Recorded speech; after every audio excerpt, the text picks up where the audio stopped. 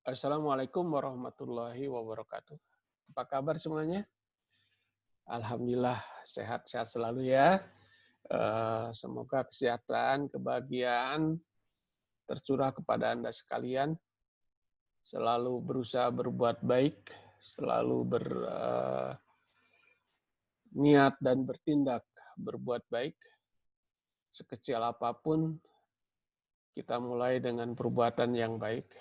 Baik dan benar, ya, karena inilah yang menjadi investasi kita di dalam kehidupan ini. Jika Anda suka, silakan like dan subscribe dari video ini.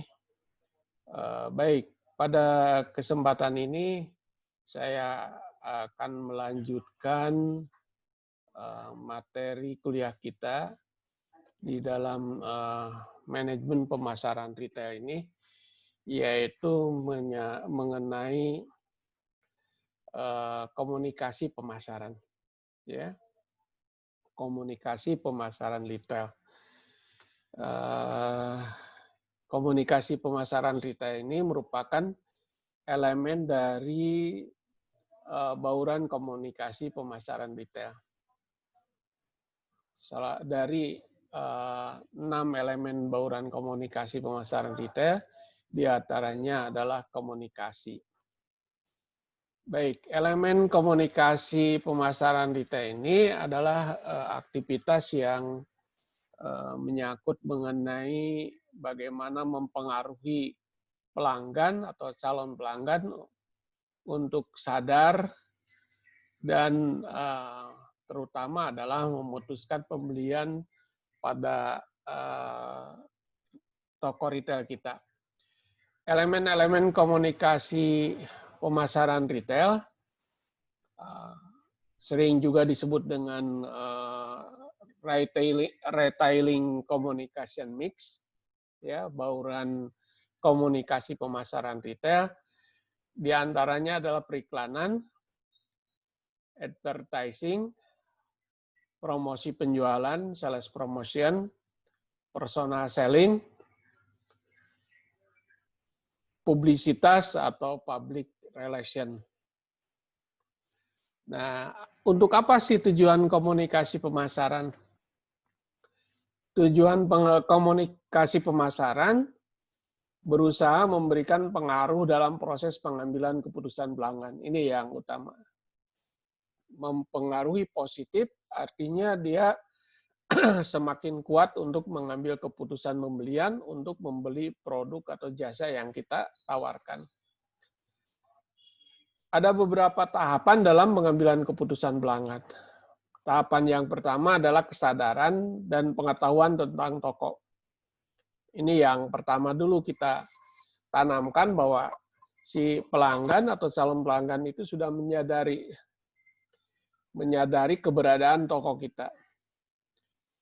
Apakah di toko offline, ya, warung kita, ataukah di toko online kita, ya, apa melalui marketplace ataukah kita mempunyai toko tersendiri, ya, website atau lain sebagainya. Dan mengetahui, sadar dan mengetahui tentang toko kita. Yang kedua adalah sikap yang menyenangi. Nah, ini kalau menyenangi kan suka gitu ya, suka terhadap toko yang kita miliki. Maka langkah berikutnya adalah mengunjungi toko. Mengunjungi toko, artinya mengunjungi toko adalah melakukan pembelian di toko kita. Setelah mengunjungi pertama, misalnya, berikutnya dia akan mengulang lagi, dan seterusnya. Jadi bukan hanya sekali dia datang, membeli, dan tidak pernah datang lagi, tetapi adalah pembelian ulang, alias loyal terhadap toko. Kita pahami bahwa pelanggan yang loyal terhadap toko itu ada 4 ciri menurut Griffin. Pertama, membeli ulang produk yang kita tawarkan. Ya, yang kedua, membeli lini produk yang lain. Yang ketiga, menolak penawaran pesaing. Dan yang keempat adalah WOM, getok tular, menyampaikan berita positif pada pelanggan yang lain. Tujuan komunikasi pemasaran yang pertama adalah untuk positioning. Ya, ini positioning. Positioning itu adalah kesan yang kita ciptakan di benak pelanggan terhadap toko kita. Bahasa lainnya sebenarnya placing. Ya, bahasa lainnya adalah place. Place itu bukan menempatkan produknya, tapi kita menempatkan barang dan jasa atau brand kita di benak pelanggan. Ini position kesannya bagaimana? Kesan tokonya bersih misalnya. Tokonya ramah terhadap pelanggan misalnya pelayanannya. Komplit produknya yang ditawarkan misalnya. Berkualitas produk yang ditawarkan. Dan lain sebagainya. Itu adalah positioning kita. Ya. Dan yang kedua, komunikasi pemasaran itu adalah untuk meningkatkan penjualan tujuannya. Supaya penjualan kita meningkat. Karena sifatnya komunikasi pemasaran ini adalah untuk membujuk. Membujuk supaya pelanggan tadi melakukan pembelian. Melakukan pembelian ulang. Menyampaikan pada orang lain. Menolak permintaan atau penawaran dari pihak lain. Nah, kita bahas yang pertama dari elemen bauran pemasaran atau komunikasi pemasaran retail ini. Yang pertama adalah advertising, periklanan. Ini adalah kata kerja, advertising, periklanan. Kata bendanya advertisement, iklan. Advertisement, iklan. Secara umum tujuan periklanan adalah 3. Yang pertama adalah reminding. Mengingatkan pelanggan. Makanya tidak ada produk atau toko yang terus-menerus atau berhenti dalam mengiklankan. Supaya terus ingat. Ya, supaya terus ingat apakah tayangan di televisi, apa tayangan di mana gitu ya, di billboard atau selebaran dan sebagainya, itu mengingatkan, reminding dari ingatan si pelanggan. Yang kedua, persuasif dan membandingkan. Nah, ini mempersuasi. Mempersuasi itu mendorong supaya dia tertarik, mendorong supaya dia melakukan pembelian, dan mungkin dia akan membandingkan dengan toko yang lain. Dan yang ketiga adalah informatif. Sifatnya adalah informasi, memberikan informasi. Gitu. Jadi terus diberi informasi bahwa ini ada produk baru, bahwa ini produknya begini. Nah, jadi saya ulangi bahwa periklanan itu tujuannya mengingatkan, persuasi dan membandingkan, dan yang ketiga adalah informasi atau informatif. Nah, dalam memilih media periklanan ini atau iklan, kita harus beberapa hal yang dipertimbangkan. Apakah media itu memang sesuai dengan tujuan periklanan Anda? Jadi sebelum memilih media, kita harus pertimbangkan. Apakah medianya audio, video, ataukah televisi, ataukah brosur, dan lain sebagainya, itu apakah sesuai dengan media periklanan kita? Yang kedua, apakah memang benar-benar mencapai target utama Anda? Jadi harus benar-benar bahwa media itu akan mencapai target. Targetnya misalnya kelas menengah atas, medianya kan yang dipilih ini. Kalau mau majalah ini. Kalau mau iklan di sosial media misalnya ini. Ya, cenderung misalnya untuk menengah atas pilih Twitter misalnya atau lain sebagainya. Apakah hemat dan cost effectiveness? Nah, ini juga harus efisiensi. Apakah materi, bagaimana naskahnya, dan siapa, apa mode yang ingin ditampilkannya. Nah, termasuk materinya sampai pada naskah yang harus disampaikan, terus endorsernya ya si pembawa iklannya juga harus benar-benar cocok dengan pesan yang akan kita sampaikan, ya cocok dengan media yang digunakan si model iklannya. Apakah kita akan memilih apa namanya itu bintang iklannya itu bintang star, bintang film misalnya, atau ke orang biasa atau siapa, ya. Dalam rangka influencer banyak yang memilih iklannya itu adalah dengan bintang film atau orang terkenal gitu ya, sebagai influencernya. Tetapi jika kita merancang iklannya dengan baik, misalnya orang biasa juga bisa menarik, misalnya ya bisa menarik dan semakin penasaran.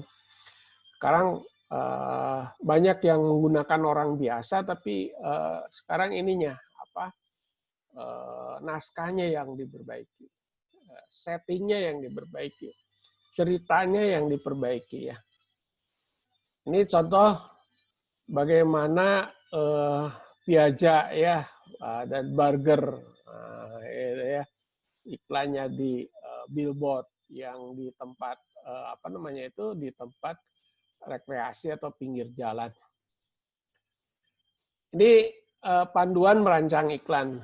Nah, cobalah dengan kalimat yang lugas dan to the point. Jadi tidak usah panjang-panjang. Ya, memang sulit membuat iklan itu, membuat cerita iklan itu.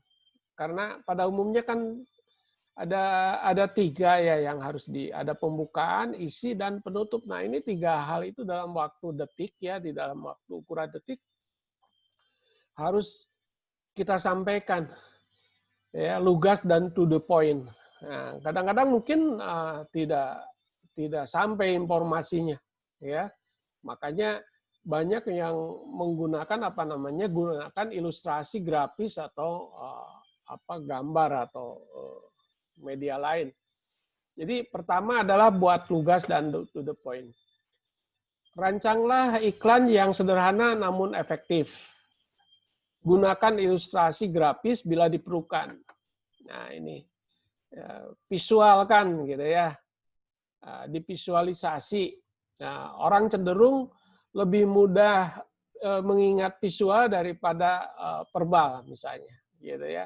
Bagaimana menggambarkan sesuatu yang bernilai kuat dan sebagainya, tapi kalau divisualkan itu lebih tertarik daripada di kata-kata gitu ya, dikatakan. Tampilkan produk terbaik Anda. Nah, ini mengenai nanti pemotoan dan sebagainya. Sertakan harga atau rentang harga produk-produk yang Anda tampilkan. Ini juga penting supaya karena harga itu yang decision making untuk buying decision making ini yang pertama yang jadi pertimbangan. Jangan lupa mencantumkan nama atau alamat kontak Anda pada iklan tersebut. Nah ini ya supaya mudah menghubungi misalnya kalau kita pasang di media billboard atau media sosmed ya, jadi menghubungi kontak person yang bisa dihubungi juga penting. Yang berikutnya adalah promosi penjualan. Promosi penjualan itu merupakan insentif jangka pendek yang diberikan perusahaan kepada pelanggannya. Makanya bentuknya adalah sales atau obral. Sales atau obral. Umumnya ini ketika produk itu sudah maturity ya, sudah mau obsolete ini biasanya diobral dalam bentuk sale. Yang kedua diskon dengan pembelian tertentu misalnya. Ya, itu juga potongan harga, demonstrasi barang dagangan misalnya bagaimana peragaan, cara memasangkan atau lain sebagainya, bisa bentuk kupon atau voucher, bisa berbentuk undian, bisa berbentuk kontes. Ini semua media-media yang dilakukan dalam promosi penjualan atau sales promotion. Nah, ini using point of purchase display. Nah, ini juga merupakan ini tadi harga yang nempel pada ya pop display, pop display atau post display. point of purchase atau point of sales, point of sales display. Ini harga yang nempel di produk-produk itu. Atau petunjuk-petunjuk kemana arah posisi produk, ya, itu adalah masuk pada pop display atau post display. Nah, ini berikutnya adalah personal selling. Jadi personal selling ini tenaga pemasaran yang datang ke tempat perusahaan, tempat konsumen, ataupun tenaga pemasaran yang berada on stage atau di perusahaan atau di toko. Ini di toko ban Goodyear ini, ya, seorang personal selling yang sedang handling calon konsumennya, ya. Nah, ini jadi tipikal personal selling function ini ya, atau sales person ini. Jadi kita mulai dari sini nih, create customer, bagaimana kita mencari customer, ya, terus determine customer want, apa yang diinginkan ini, apa yang menentukan customer yang diinginkannya. So merchandise menunjukkan barang dagangannya, gives sales presentation, mungkin kita harus mempresentasikan produk dan jasa yang kita tawarkan ini, dan termasuk di sini demonstrasi, ya, good service. Terus nanti bisa menjawab pertanyaan-pertanyaan, dan terakhir close the sale, ya. Jadi ini bagaimana feedback-nya? Feedback-nya adalah membeli, gitu ya. Jadi intinya ini, karena kepandaian seorang sales ini bagaimana dia supaya closing-nya itu mempengaruhi pembelian dari pelanggan itu. Nah, berikutnya adalah public relation atau publisitas. Jadi komunikasi membangun citra positif bagi berita di mata publik. Publisitas atau public relation ini bersifat umum, ya. Berbagai media yang digunakan di dalam membangun citra positif. Public retail adalah pemegang saham, pelanggan, pemerintah, masyarakat luas, media massa, para opinion leader. Nah, ini khususnya tokoh masyarakat, para karyawan dan keluarga mereka, serikat kerja, serta para pemasok. Ini semuanya adalah public retail. Oleh karena itu, mereka harus melakukan berbagai aktivitas ke berbagai stakeholder tadi, ya, berbagai public sector tadi. Nah, itu termasuk karyawan, kan itu ya, karyawan dan keluarganya. Nah, ini saya kira, ya, bahasan kita pada kuliah kali ini mengenai komunikasi pemasaran retail. Mudah-mudahan bermanfaat, ya. Silakan like dan subscribe, ya, dan berikan komentar di bawah ini jika Anda suka dengan materi ini.